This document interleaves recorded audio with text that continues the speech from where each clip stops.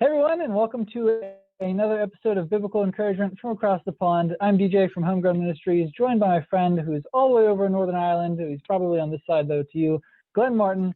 Glen, it's great to have you again today. We've been going through the 10 Commandments. Today we are looking at Commandment number 5. I can't remember if I put together a playlist or not yet, so I will get a playlist out there that has all 5 of these videos, so that way you can watch them in order. Going to have the other 5 videos coming out here shortly. But so today we're looking at commandment number 5. It's actually the first commandment with a promise. Very interesting. It's the last commandment that focuses on God. Commandments 6 through 10 really focus on interactions with people. So I love this commandment, but it's also a hard commandment because your parents might not be the best people in the world. So we're going to talk a lot about the commandment itself, what we're required to do as Christians, and also we're going to look into how this impacts us if we have parents that maybe aren't the best. So commandment number 5 comes from Exodus chapter 20, verse 12. It says, "Honor your father and your mother, so that you may live long in the land the Lord your God is giving you." All right, so over to you, Glenn. What are your thoughts on the first commandment with a promise from God? Hiya, Daniel. Well, it's quite a steep commandment, considering, I suppose obviously growing up in a Sunday school, this was something that was taught to you, and I suppose kids don't fully understand. It's not until you're a wee bit older you start to grasp what God's actually saying. I mean, from a personal experience, and I suppose I have to try and say it in a way that I'm not disrespecting any of my parents as such, but I personally at present time I'm not speaking to my father. It's not that it's by choice, and I don't want to start sort of run them down like this, obviously, but I mean, my father obviously he would have taught me quite a lot about the Bible. He would have taught me all the tent missions and church, and he would have made sure I was educated that way, which was good. But me and him haven't really actually spoke in quite a while, and it's not that one of us is being prideful or anything. It's just I firmly believe you can honor your parents, even if it is from a distance. You don't necessarily have to run them into the ground and tell everybody they're this, that, and the other. I have my reasons, and I'm not going to get into it. I'm not going to start running any of my parents down. I love my parents both very, very much. I mean, growing up, I suppose I would have been, I wouldn't have been easy, let's put it that way, but I would have done my best to do as I was told, to honor my parents. Because at the end of the day, no matter what you may think of them, you're alive because of them. You are, you had a roof over your head, you had clothes on your back, you had food on the table. Regardless, they were still there for you. Even though maybe they may not have been the most perfect of people, but they were there for you. They did do, things maybe that you may not agree with, but say I'm a father myself now, and I'm doing what I can. I'm teaching my kids that it's very important that they respect. It's not just parents; it's also to respect authority. It's to recognize that it's not to be rebellious, because as I said in one of my videos, I think on Father's Day last year, we have a few short years to teach our children to respect the authorities, and to obviously to respect ourselves as parents. But I suppose that's all I can say about my growing up. There's things maybe I didn't agree with my father as such, but I still love him. He's still my father at the end of the day. I wouldn't disrespect him in public to anybody. I wouldn't run him down. But I believe that's my way of still honoring him. I've never swore at him, to my knowledge anyway. But I've never done anything to actually disrespect him. I've always done what I can to be,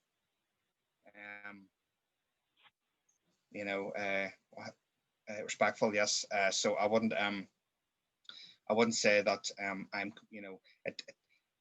it's very, very important, because a lot of children these days are very disrespectful to their parents. It is a known fact. It's as I would say, it's near like a disease. that children are very, very disrespectful in this day and age. I say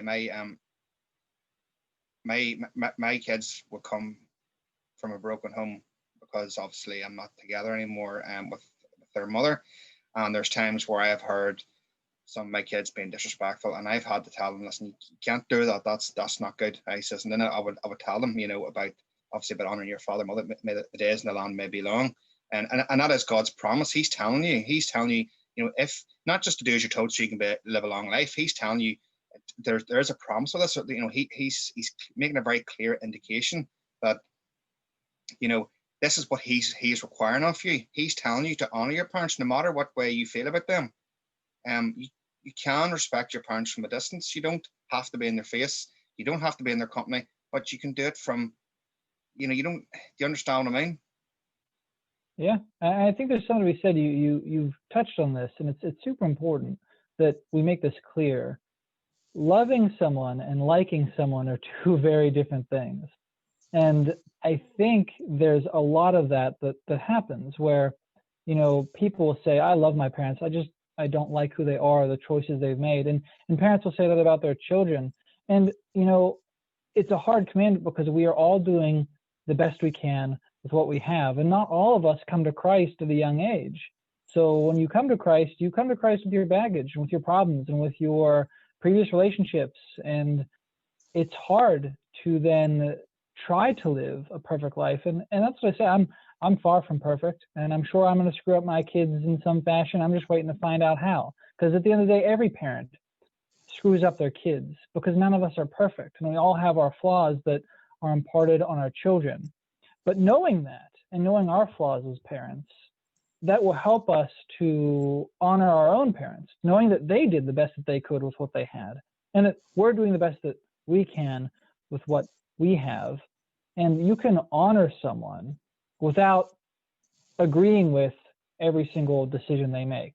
Same with, as a Christian, we're called to love everybody. That doesn't mean we love everyone's actions or tell them that everything they want to do in life is okay, but we are called to love them. So there's a very distinct difference between loving someone and caring for someone and respecting someone and liking and condoning the things that they do. And I think that this is the hard part with this commandment, is there's a lot of people out there with broken relationships with their parents. This commandment is not telling you to do everything they say when it disobeys God. And I'll get there when I get to my part where I won't shut up for a hot minute. But the idea being that you still have to honor them. It's a command. They're still your parents. God still gifted them to you. And even if they're not making the right choices, and even if you have issues with them, you still have to honor them, if that makes sense. Yes, it does. Perfect sense. So, the reason why I sort of opened up a wee bit there in terms of, I didn't say anything disrespectful about any of my parents, and I'm not going to. I love them both very, very much. My mum's been great. Over the years, she's put up a lot of drama I've caused. And that's what I suppose being a parent is. But I do my best. I say, to my knowledge, unless maybe the Holy Spirit tells me otherwise to do something different, then I will. But as I say, there is people I'm sure who'll be watching this and maybe say, well, I went through this and I went through that. And as I said before, I'm sure you agree with yourself, Daniel, is we don't have all the answers. We're only speaking from sort of probably personal experiences and what we feel as a Christian. Some people might say, well, it's your job to go and make the peace with that person. But sometimes maybe that person you're talking to doesn't want peace. They just don't want to talk to you, and that's fine. That's totally okay. You can that's fine. Leave them at that. Leave them to their own devices, as even God said. Just let them get on with it. But be respectful. Don't use every opportunity you can to run them into the ground. I think that's where I'm sort of going with that. But I was going to read a verse here and it's from Ephesians chapter 6, verses 1-3. And it says, children, obey your parents in the Lord. That is accept their guidance and discipline as his representatives, for this is right. For obedience teaches wisdom and self-discipline. Honor your father and your mother and be respectful to them. Now, that's a difficult one, I suppose, for a lot of children some in this day and age. I do believe that. This is the first commandment with a promise, so that it may be well with you and that you may have a long life on the earth. You may not agree with your parents and everything, but they have been on here this earth a wee bit longer.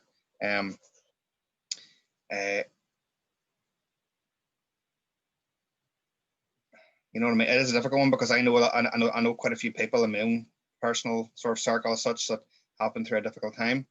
And it's sort of trying to find a good healthy balance. I mean, it is quite a difficult topic, so it is, to be honest, I find.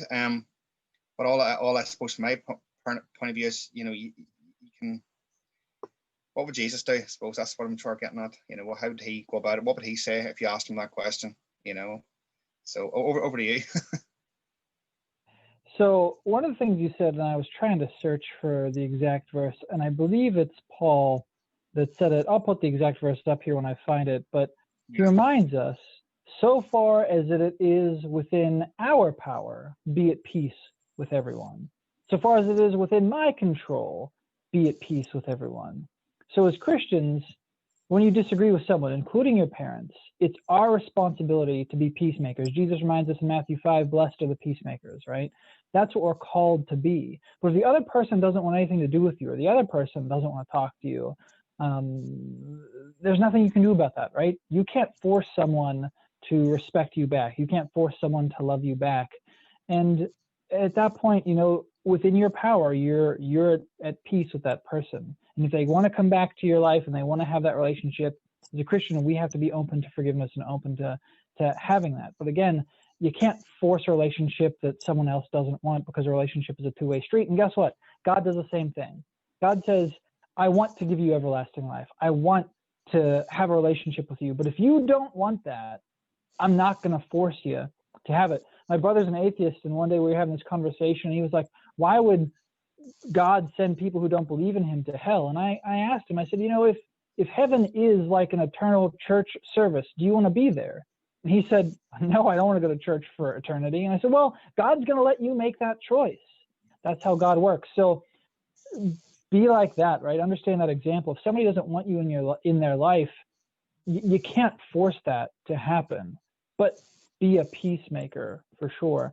And now, why this is so hard, and where I think this comes into is, there's a lot of us that are parents. Glen and I, we're parents, and we have to examine ourselves, right? We think, okay, it's hard to obey my parents sometimes because I disagree with them on some things, right? But then reflect to myself, I have children who are going to one day think the same thing. And why this commandment works is because it's with the understanding that your parents honor God, right? And if they're honoring God with all their heart, with all their mind, with all their soul, with all their strength, and they're loving their neighbor as their self, they should be easy to obey, because everything they're going to tell you is within the will of God. We, unfortunately, have a breakdown in society, right? So look at the things Jesus said about marriage. He says, that's not how it was in the beginning. In the beginning was one man, one woman forever, right? And so this is the same thing. These commandments are based on a standard, and the standard is everyone honors God, right? We went through commandments 1 through 4 before we got here. And so if you are following commandments 1 through 4, commandment 5 is easy.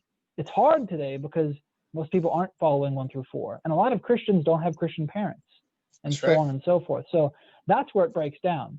So this comes into right after Glen's verses in Ephesians. Ephesians chapter 6, verse 4 is a great reminder for the parents that are watching this video. It says, fathers, and I would even be willing to insert mothers here, do not exasperate your children. Instead, bring them up in the training and instruction of the Lord. So Ephesians goes, children, honor your parents, respect your parents. It's the first commandment with a promise. However, parents, don't exasperate your children. It's a two-way street. Every relationship is a two-way street. So if you're a parent and you're trying to figure out, why don't my children honor me? Why don't they respect me? Why don't they listen to things they say? Examine yourself first. And that's even harder than trying to honor your own parents, is examining yourself and saying, how am I flawed as a human? And what have I done wrong to my children? And what can I do better? And then in addition, this becomes hard because, as I stated, lots of Christians out there without Christian parents. So what do we do in that situation? How do you honor a Christian or a non-Christian parent that would prefer that you weren't a Christian? That's difficult, right? If you grew up in a non-Christian home, you came from maybe even another religion, and your parents are upset with you because you're now a Christian, how do you honor them, right? And so I want to remind you of what Peter tells the Sanhedrin in Acts. So Peter's in front of the Sanhedrin, being accused, being told, you can't preach in Jesus' name anymore.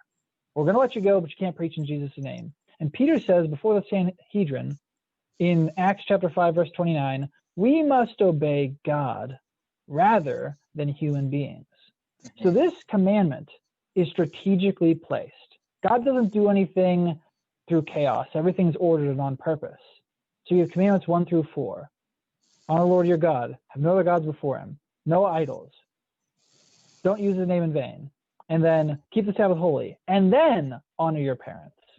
If everybody's following the first 4, commandment 5 is easy. Commandment 5 is hard because not everybody's following the first 4. And I actually like the place in the commandments because it helps you to remember them. Because you can break down the 10 commandments into 5 and 5.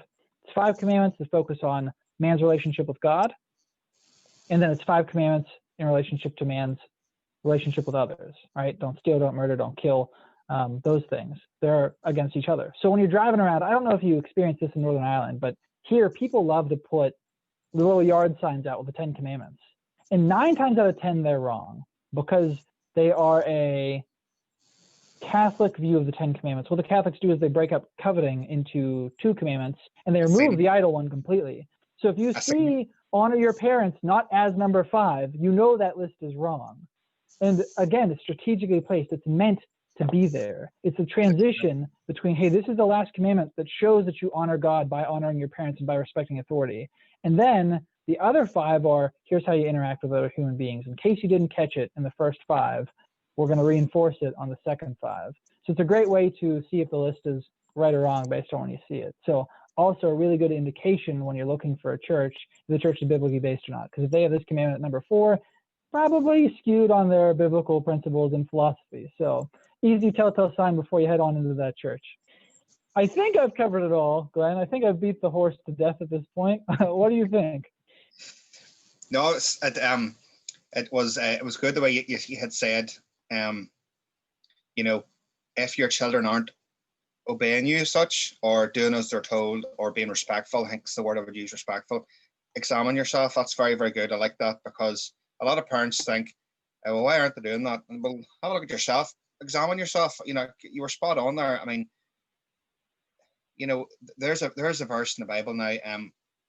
I think you did cover it there, and it was basically, don't make your children get angry at you. Don't make them get cross with you to resent you as such. So that's another good key point there you had picked up on. But you're right in what you're saying. Funny enough, whenever we were starting this series, I had noticed because I was just, you know, I was doing my research and stuff, and I was looking, and I was like, because in the Celtic 10 Commandments, the 5th one's do not kill, and I was like, what? Yeah, he's like, okay, and so I started looking at it, and I was like, all right, okay. So, but yeah, no, I was sort of the eyes are going, I guess there, you know. But it was trying to figure out which one you missed. You're like, wait a minute, what? Yeah. Which one's missing? Yeah. And no, I felt that way the first time I saw them. It looked like it. I was like, wait a minute, that's not positioned right. It doesn't look right. And again, God is ordered, so there's a reason why it's listed that way. It makes sense. When man starts altering it to fit man's needs, you see the breakdown of even the order of the thing. It's just crazy. And the other thing that you said that made me think is, remember, if you want an example of a good parent, try to treat your children like God treats Israel, or like Jesus treated his disciple. And what I mean by that is God gives us grace even when we make mistakes. Your children are going to screw up. They are. I'm going to screw up. And my hope is that my parents will give me grace when I do that. And my hope is that I have the wherewithal to give my children grace when they make a mistake as well, because none of us are perfect.